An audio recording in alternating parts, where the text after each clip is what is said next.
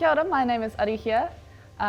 This is Manaia, and we are Ngā Hinepūkōrero. We have two other members, Matariki Bennett and Terina Wichman-Evans, who unfortunately aren't here today, but hopefully you can see more of them later.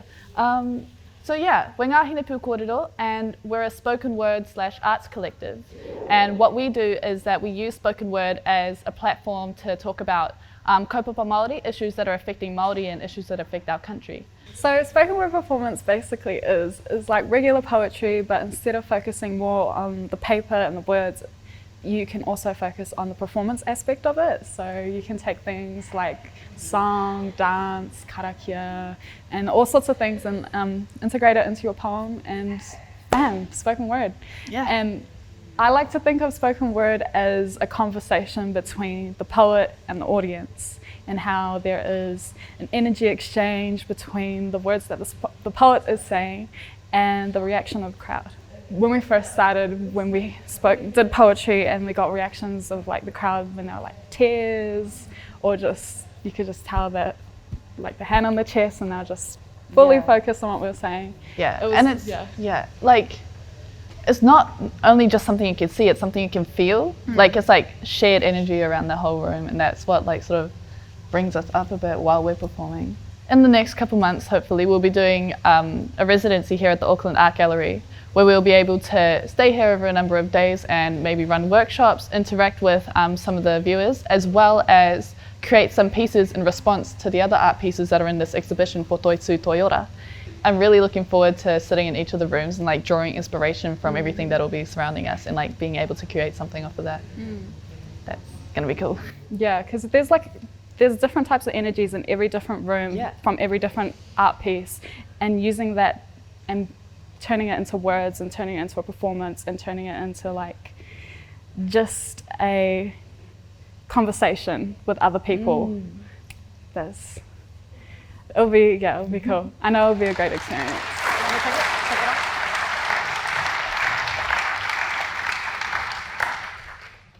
Kia ora rā tātou, ko Arihia tōku ingoa, huri tēnei no te Arawa, no Ngāti Tukorehe, no Ngāti Tuwharetoa hoki. Kia ora, ko Ngāti Whātua-Hoani tōku ingoa, huri tēnei no Ngāpuhi, no Ngāti Waitangi. Tuatahi rā me tuku mihi kātika mātou kia tātou katoa, ka haramai ku konei, ki te whakanui i te rā, ko te rā i hainatia te tiriti o Waitangi. Me tuku whakaro atu hoki ki o mātou tūpuna, me kore ko rātou, ka kore ko tātou, ka kore ko mātou e tuake nei konei. E korero ana e toha ana i o rātou nei whiako, i o rātou nei pakiwaita rana reira. Nei te mihi kia rātou. Kia ora, my name is Arihia. I'm Manaia. And we are 50% of Ngā Hinepūkōrero. Unfortunately, two of our other members couldn't make it today, but that's okay, because we're going to keep that energy, and we're going to bring back that same ihi and wihi that we always try to do. This first poem that we're about to share with you, it's called Fenua, and it was one that we wrote in 2019 for the Brave New Voices, which is the largest international youth poetry slam in the world. I hope you like it.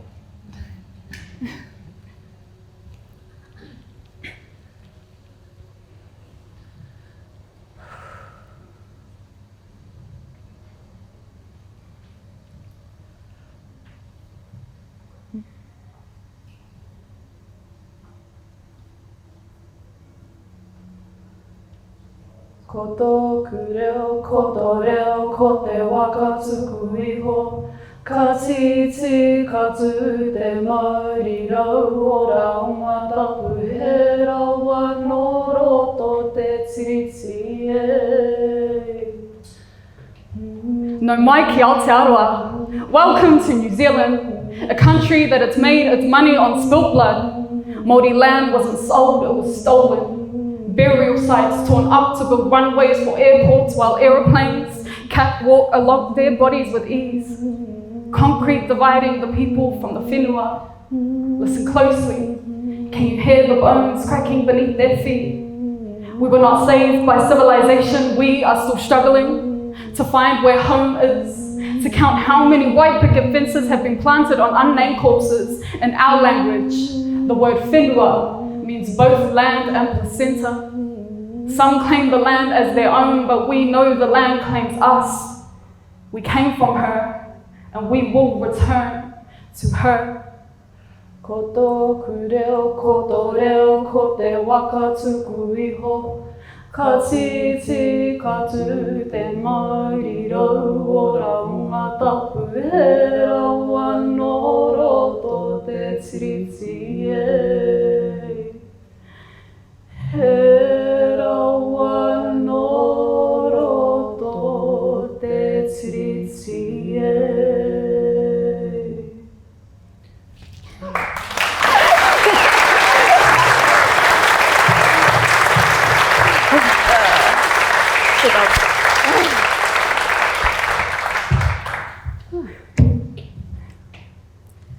Yeah, that was fun. One thing that we did forget to tell you guys is when we, if you hear something that you like, usually in poetry you click. So if you hear a line that you resonate with, give us some of these. Can I get some clicks? Yeah. Or we like to hear. If you don't know how to snap your fingers, or if you feel like using your voice, you can give like a Can I get a Yeah. So yeah, just use, any of those if you want. Yeah. So basically, spoken word is a call and response. It's a conversation between the poet and the audience. So when you hear something that you like or something that makes you feel some type of way and you just want people to know that you're feeling that way, you click. And that just lets the poet know that you like what they're saying, but you're not going to interrupt what they're saying, so you're just gonna click. Yeah. And yeah, I like to see it as a type of energy exchange. If you think about it like that, then yeah, I like that. Okay. My gosh. All right. Oh wow. Okay. So this next piece was also written for Brave New Voices. We didn't have enough time to properly memorize it, so we're using a phone. But yeah. So yeah, this was written in 2019, and we refer to the year a lot in the poem. So we're not in 2021 right now. This is 2019. Yeah. Okay. Yeah.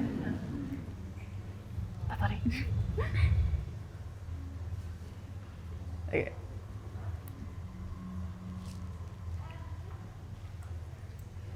In 1974, New Zealand police began raiding homes as part of the government's attempt to find and deport overstayers from islands like Samoa and Tonga. With random searches for identification, homes were stormed in the early hours of the morning. These were known as the dawn raids. The islands of the Pacific Ocean emptied as families chased after the land of milk and honey. New Zealanders promised them work Europeans didn't want to do. Factories overflowing with people who had forgotten the smell of the sea. Concrete didn't feel the same as sand. Churches built a community of overworked Pacific people.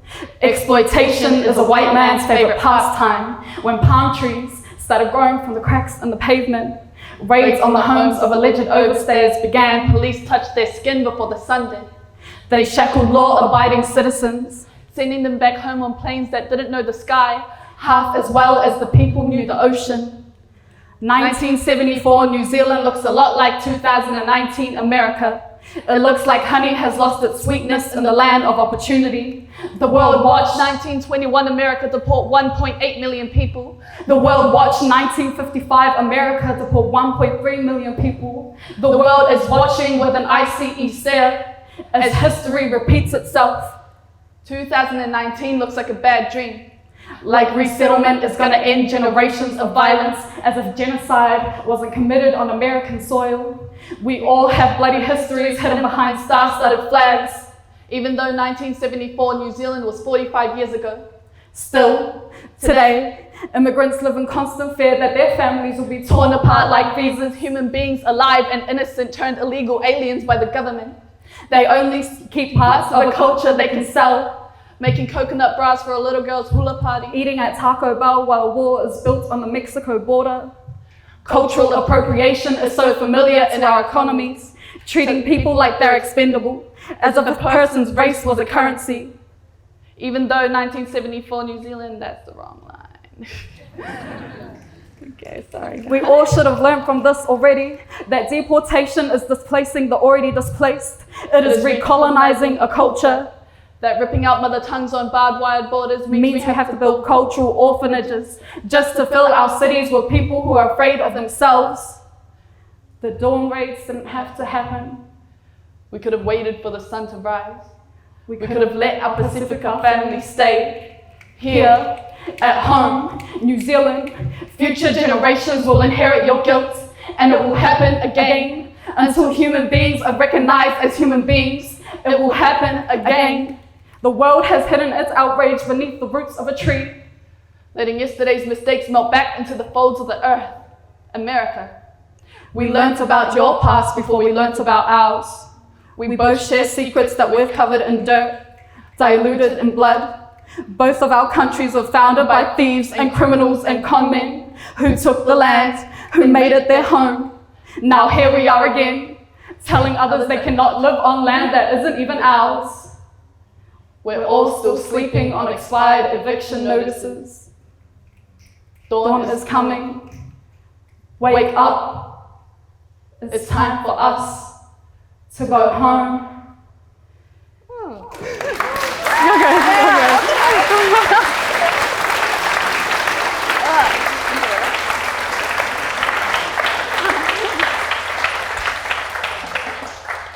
That was really funny. Okay, the thing is, I had it memorized, right? And as soon as I got up here, I was like, oh, wait. Gone. It's gone. And every time I looked at my phone, it was like at the wrong section. I was like, oh, books. But hopefully you'll see me perform that poem again at another time, and I'll have it all ready for you. Oh, right, it's my turn. Okay. So this next piece that I'm about to share, it's my solo piece. This one was written last year. Fun fact, after Brave New Voices, I actually stopped writing. I couldn't find anything that inspired me enough to write another piece. But then when we went into lockdown, I was sitting with myself a lot and thinking about, myself, and decided to write this piece. It's called Hinu, and it tells the story of a young woman who escapes the responsibilities of being a woman, and she goes over to the Pāharakeke and starts weaving. But then she is reminded of the reality that is being not only a woman, but a wāhine Māori, and how heavy that is for one person. And it also, for me, it is a reminder of the power that we have as wāhine. I hope you enjoy.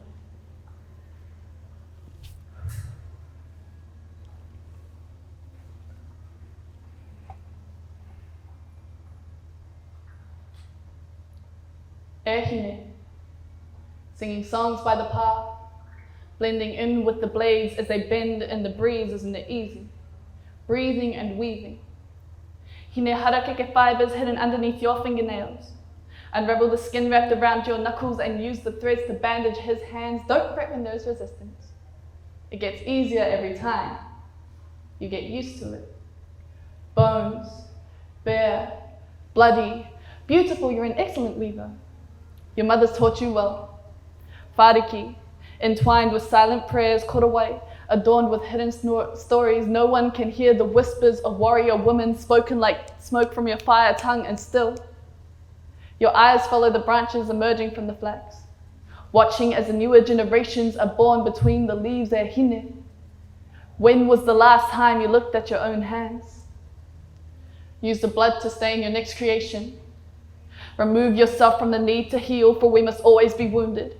Swallow our pain to accommodate that of the indoctrinated men who never admit to the life that we give, or the breath that they take, how it was once ours. Hine, you are the whare in which he sleeps, carving cave systems into your chest, always in metamorphosis. Pūrere tells stories of you in the shimmer of their wings, for he is caterpillar, and you a chrysalis. How could he forget the heartbeat that you hold in your womb, Papatuanuku? The color of creation inside your skin, Hine, the light within your veins, Hine titama, the darkness behind your lips, Hine nui te pō Hine. Whakapū mo kia ngā kōrero o wā tūpuna whaia. Ko roa tātou e noho huna I raro I te ringa o te ira whatukura. You walk inside the body of a goddess. You have long been the face of life and death, Hine. It is time that he is reminded of who it is standing behind him.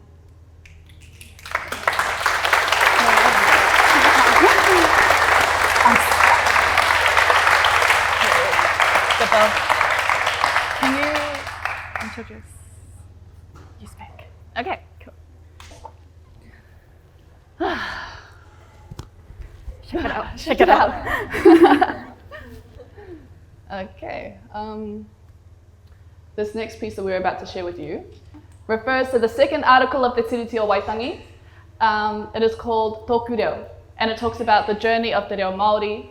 I don't know if you're familiar with the Native Schools Act, but in our grandparents' generation, they were actually punished for speaking Te Reo Māori in schools, and it led to our language almost being lost. So yeah, this is recognizing the struggles that they've been through, and also being thankful for our reo today and how it's still thriving, and that we're going to still, keep bringing it up. On.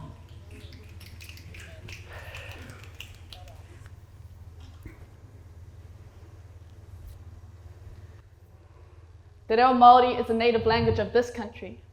Passed down from generation to generation, over a single century it almost vanished from a law that suppressed the sound of it in schools. Kids were bruised by their teachers' knuckles for speaking it on the playground. This was their way of delivering us from our wayward state. They viewed our language as the head of a snake, deemed useless because it wasn't written on paper.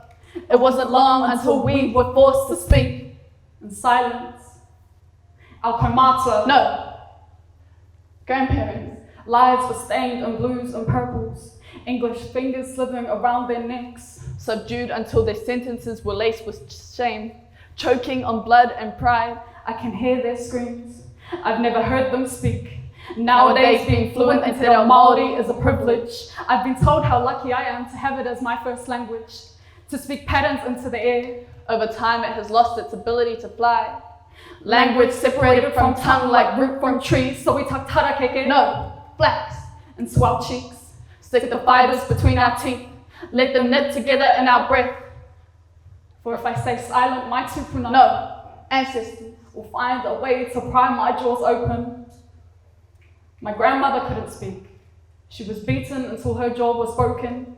Used the pieces to raise our family. I speak teachings of broken bones because no one else in my family could. So tell us to be quiet and know the breathe life that into ancestors we haven't met.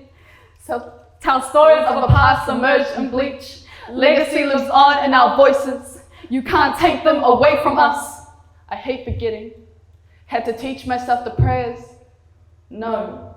Karakia, my parents didn't learn. Had to overpronounce my words so the condensed history within each syllable is heard. We learned not to forget, but to hide in our whispers. Keeping our culture alive in the bottom of our lungs. We drowned our reo in the depths of our stomachs, stitched it into our clothes. So tell us to be quiet and know that we won't. This is our language and we are reclaiming it. We'll speak it because our bodies weren't built for silence. We'll speak it until every eardrum is bruised. We'll speak it. For every person that was beaten into silence, we'll speak it. For every person that was never taught, we'll speak it. We'll speak it. We will speak. Māku te nei reo e kawe. Mā tōku arero ngā kupu o ku tūpuna e whakatinana. Kia maumahara ai tō rātou nei matora. Kia kore rātou e koroheketia. Ko wai koe ki te whānako I te pautāwha māta nei tūpuna. Patua kiri, rere atoto, anei rā o mokupuna e tahuna te ahi. Hei te pō, hei te ao, anei rā ngā whenua I mōrehurehui o ku tūpuna. Ki ngā kino o te Pākehā, tēnei tōku reo. E haruru ana I te whenua.